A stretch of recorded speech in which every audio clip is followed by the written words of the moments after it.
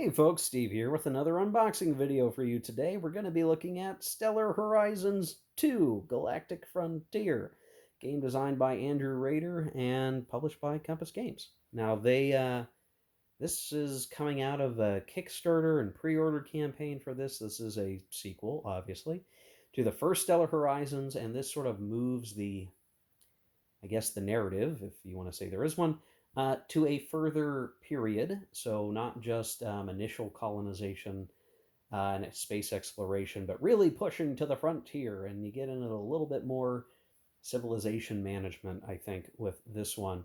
Now, I have a special place in my heart for Andrew Rader because he was involved in the latest version of Fatal Alliances, my favorite World War One strategic level game, at least right now it is. It's going to be hard to beat, if ever. And Andrew's got a pretty big interest in space, is my understanding, and that might be his normal day job career is space stuff. And he's now getting Stellar Horizons 2 out the door through Compass. So this is going to be a big, meaty game. This is a big old box, by the way, right? This is not your usual bookshelf-sized box. You're going to need to lay this sucker like this and stack it with other games or do something along those lines. I suspect there's going to be a lot of stuff in here, guys, so we're going to take our time, or at least I'm going to try to. Um, Showing the back here, and there's obviously a lot to consume.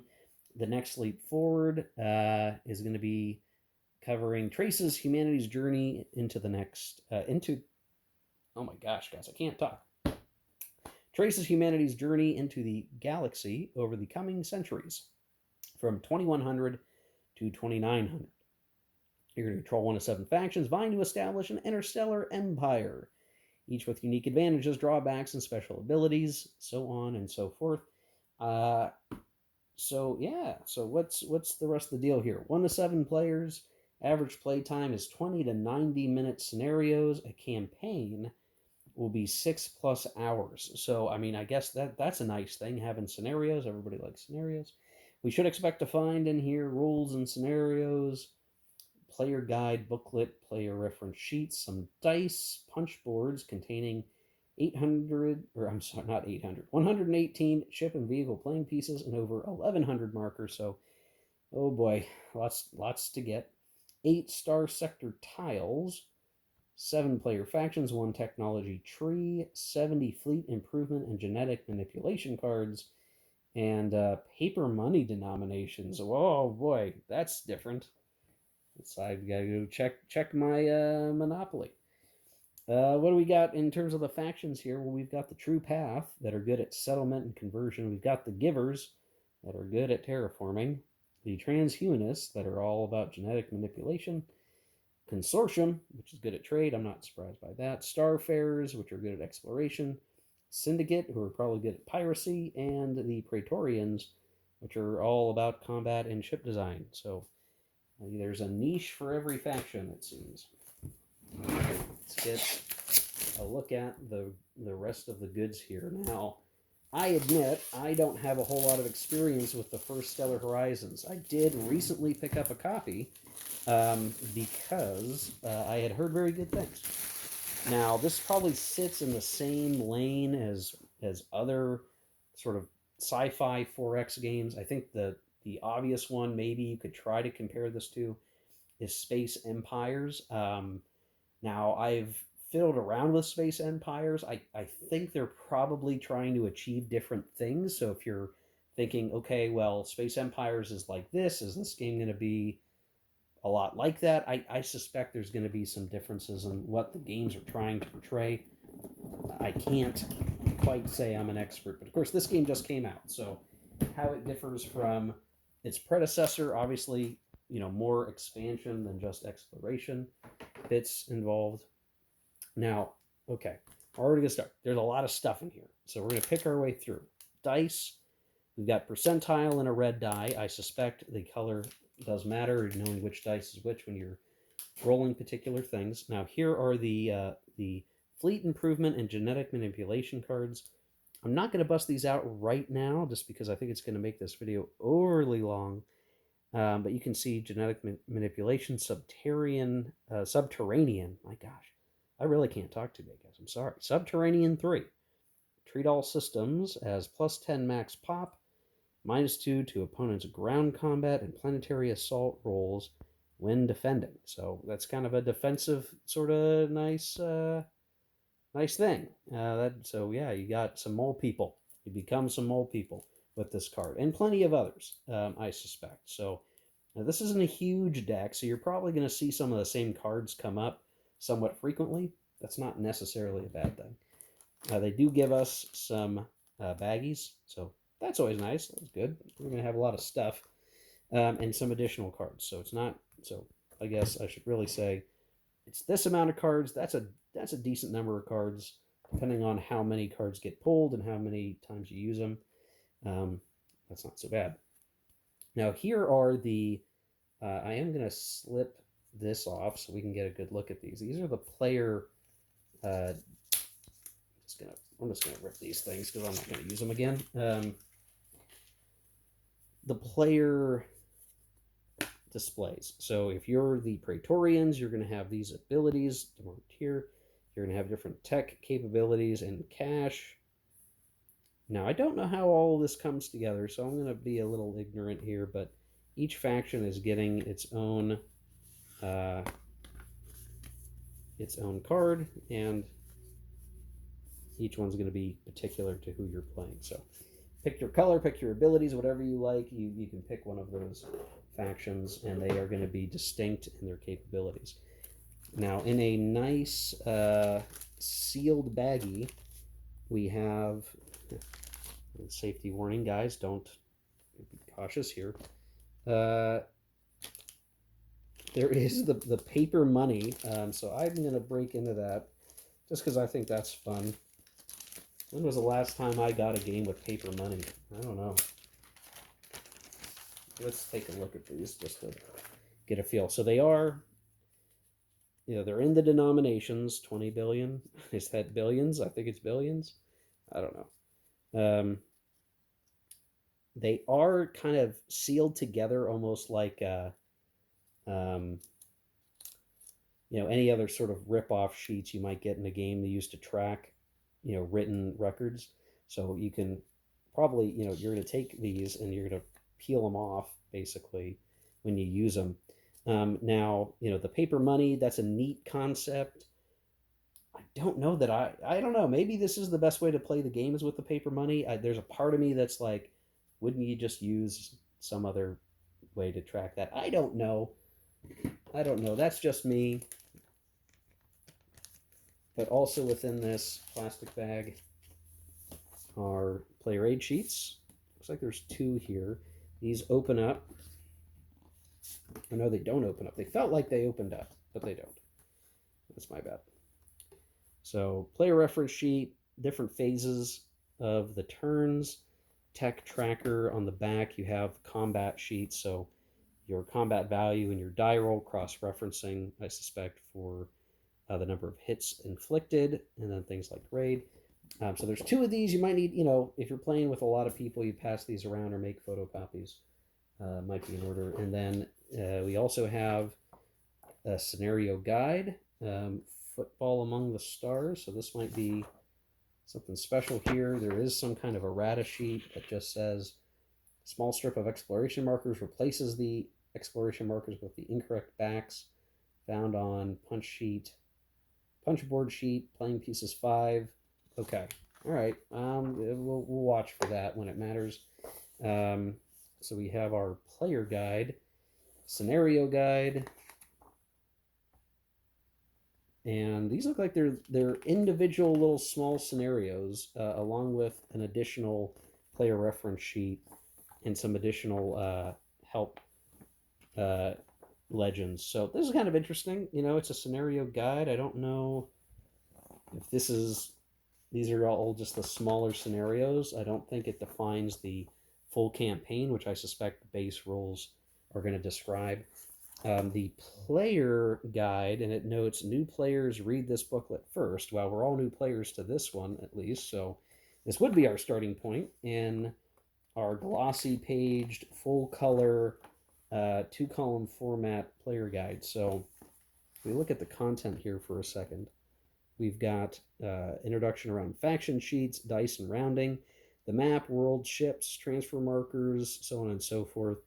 Um, so I think this reminds me of some of the way that Fantasy Flight Games has done their rule books, where they give you like a hey, start playing the game right now with this book, and then you use the full rule book as more of a reference guide. So if you look here, I mean the production value and in terms of like what you're getting here, this is definitely a like big production game. Um, very kind of nice conveyance of the game materials. Everything's in full color. Um, Definitely, it feels like a different kind of game being published than like say a war game from Compass Games. So leaning into this sort of broader market kind of game that is a little bit different. But hey, Andrew Rader's one of ours guys. He does war games. Um, we have the rule book now. This is thicker, but it has the same style of setup here in terms of what you can expect to consume and the way it's conveyed with the color. Now, if I look at, there are scenarios in here in addition to those other the scenario guide. Here, there's distinct. So there is football among the stars. I think that was referenced. A New Earth. So sounds like you're gonna need to reference maybe both of those. I'm gonna have to look into this, guys. I'm gonna be honest. But here, talking at the campaign. So 6 to 10 hours. There is a solo mode, so that's cool. And how everything gets set up for all of that. So, in terms of just, it's hard to parse this game. I suspect there's a lot to unpack and absorb with this one. It looks like they put a lot of effort into making the overall package spiffy, which I think should be commended. Definitely a different vibe than what we may have seen in other sort of releases. Now, everything else in the box is packaged up in one big plastic seal thing. Let's see if I can. Yeah, I got it. Got it open with just my hands. This is a whole mess of cardboard. So let me see if I can do this without creating a huge amount of pain and suffering for myself. Because I don't want to punch anything yet. That's going to be its own activity another day. All right, so that's a lot of stuff. I'm going to carefully troll my way through some of this, guys, but you can already get a sense. Again, this is, if you're on the Kickstarter campaign, this was like a lot. And I should probably show all of these things together at some point. The first Stellar Horizons, which the latest version of that is also on a big box. So these are big box games, no doubt about it. So this sheet contains corrected playing pieces for Stellar Horizons 1's refineries and mining stations. Okay, hey, that's pretty cool. So I have Stellar Horizons 1, and this is like the errata sheet for that. That's great. That's very cool. So I'm glad I'm a repeat customer in that regard. So we don't have to worry about that. And then we start to get into Wolf 359. That's familiar, isn't it, guys? So Stellar Horizons 2. These are the Sector Epsilon Eridani. So this whole thing is one big punch out. So I'm going to be careful. I don't want to punch it yet. But you can just punch out this whole thing, and it's one big playing piece that is these four systems aligned together. And the same goes for this area and this area, Alpha Centauri. And these are some very specific step counters that I'm going to carefully set aside. And then, oh no, I'm already punching stuff. Hey, look, it's Earth. It's just the rundown ditch part of the galaxy right there. And there's more, and there's more. So there's a lot of these punch outs that are going to come out really easy that are the hexagon star sector regions. I would just say, you know, however these are going to fit back in the box, there's going to be plenty of these. So watch for that. Here's the ships. Oh my gosh, these guys are going to just pop right out, aren't they? Nice big counter sheets, color coded for the faction. Not much more to say there. They're going to be separated by different types, carrier units, vice, I guess other types of units. I'm not so familiar with this, guys. I don't think anybody is. But there you go. So there's tokens there. There's tokens here. Now, all of these, I should point out, are all thick brown core types of counters. So as you're going, like, these should hold up pretty reasonably well. And so we have things like machinery tokens. What is that? Entertainment. Must be commodities for trading. Or something along those lines. There's just a lot here, guys. I don't know. I can't put a lot of commentary on it, other than there's a lot of counters, and honestly, even right now, I'm thinking I don't know what the best storage solution is going to be for the game of this caliber. There's a lot here. I mean, just look at how much you're really dealing with. I want to say there's probably a need for a bespoke solution, either broken token or something else along those lines, where there's something made where you can fit all this stuff back together very cleanly. Now, you got the baggies, but this is a lot of stuff. And then here's your tech tree, which is the actual, like, one of the boards in the game.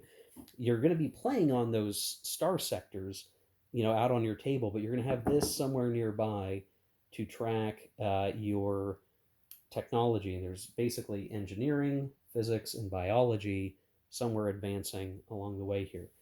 Now, one thing I am interested in is there crossover between Stellar Horizons 1 and Stellar Horizons 2, where, like, okay, can we carry our game into Stellar Horizons 2? I don't know. If somebody knows the answer to that, stick that in the comments section. If I find the answer to that, I just got this, guy, so I've not had a lot of time to fully absorb what this package entails, but there's a lot here as I carefully try to get everything back into the box.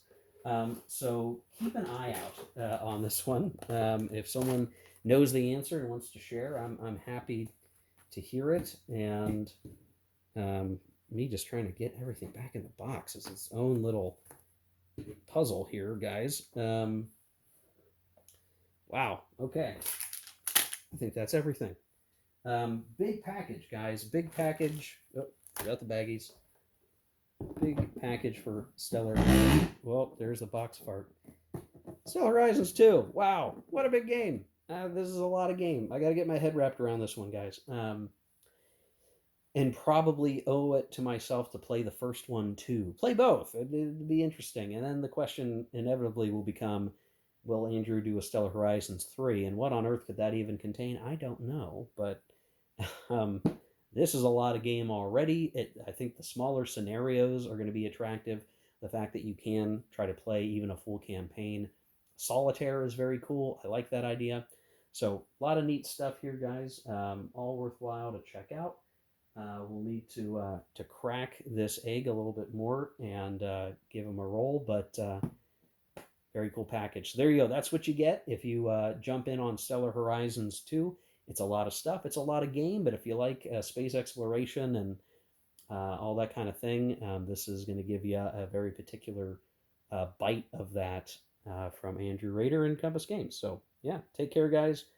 Keep on gaming. We'll see you in the next one.